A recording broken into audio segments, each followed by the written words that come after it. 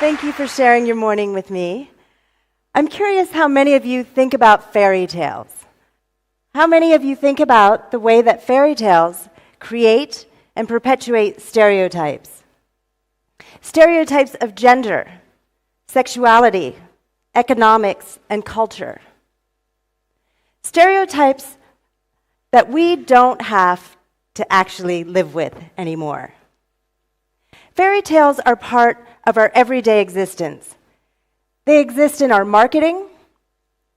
They exist in the films we watch. They exist everywhere we look. And those fairy tales that result in the stereotypes are everywhere and assault us.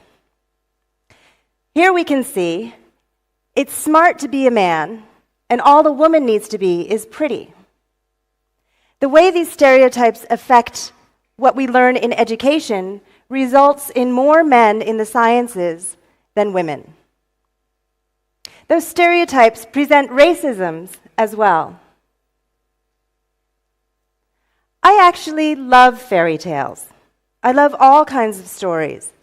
I love fairy tales, folk tales, historical tales, family histories, and even a good lie. I remember some of the earliest fairy tales being told by my mother. I loved the stories. I loved that place of imagination. However, more so than the actual stories, I loved the space that it created between my mother and myself. I loved the bond that it created. I loved the way that we could communicate. We could talk about the stories. She would answer all of the questions I might have.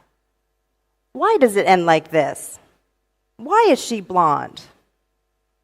As I grew older, that disturbed me more and more. I realized that those fairy tales weren't about me. They didn't include me in any way. They didn't reflect my dreams and my hopes. They were for me, certainly. They told me how I was supposed to behave, what I was supposed to look like, who I was supposed to marry, the fact that I was supposed to marry. When we think about how this is represented also in other countries, in China, in the Mideast, all countries where the dominant writers, the recorders of our history, the recorders of how we should act, how we should think, what we should do, are men, we're confronted with a need to find spaces as women and girls for our own voices. This is why I began a project here in Shanghai. I've been living here for about a decade, and after this amount of time here, I felt comfortable communicating with the communities. I have a collaborator who helps me so that I can work with these individuals across Shanghai in the common local language. This project is about 3 years long, and thus far there are about 400 participants. The way this project is set up is to create intimate spaces for women and girls to experiment with voicing their own stories. I generally go into schools, museums, private businesses, community centers, art studios, and I encourage small groups of women or girls to write their own stories and then share them. This idea of sharing the stories verbally embraces the idea of that communal oral space that was lost when the transition happened from the oral communities to the written textual communities. It provides an experience of exchange. In addition to the stories, we made images to go with them. So I would take them through a printmaking process. We would have the stories, I recorded the stories, and they would make their own images.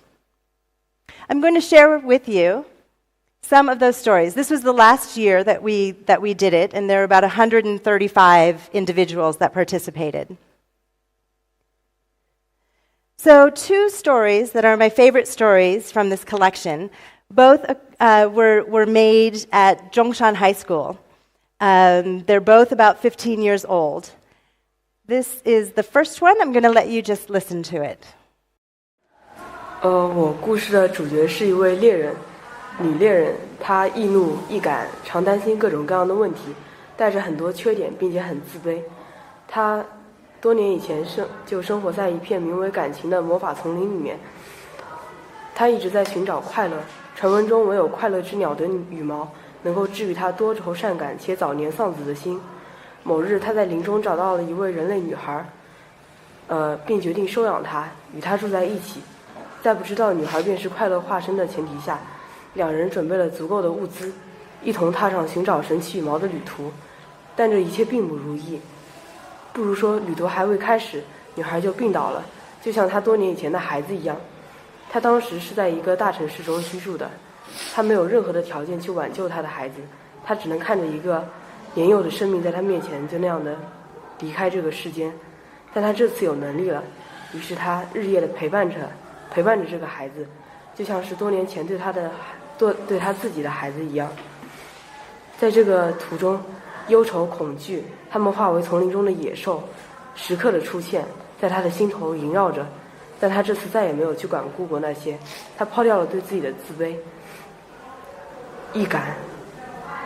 她最后救了那个孩子，但是她自己却病倒了。最后她就被快乐之鸟埋葬了，在那片丛林里面。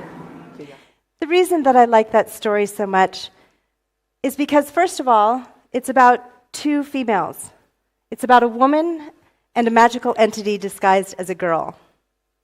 The second reason is that magical entity becomes normal. Her magic is used to make her an average girl, to disguise the fact that she has magic. And in that average girl entity, she's able to help the hunter go through the process of reclaiming what she lost with her child. Then there's the fact that the character is a hunter. She's a female hunter. She's in this role that we don't often encounter in fairy tales. And lastly, I like the fact that it isn't a happily ever after tale. This is the second one. 有一个公主，她和金发碧眼的美少女们不同，她比较圆润，而且喜欢吃。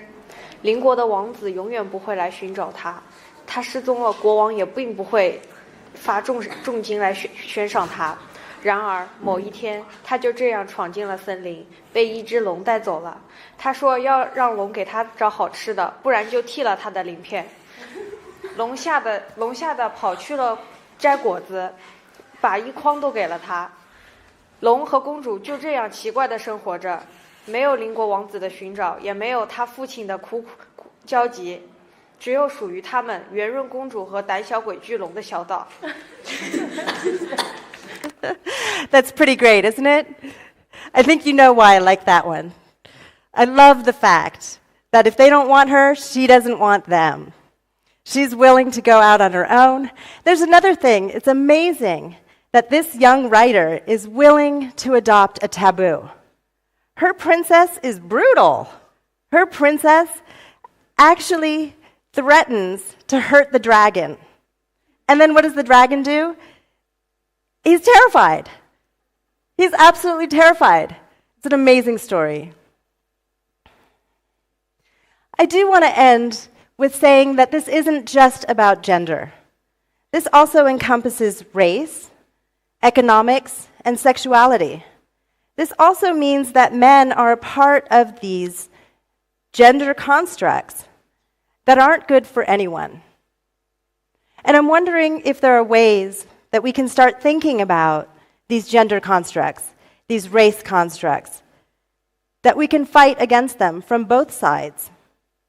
When I make my workshops with these individuals, I try as much as possible to guide gently into thinking about the ways that we can rethink our lives and see ourselves within fairy tales, within stories that we tell each other, we tell our children, and we tell ourselves.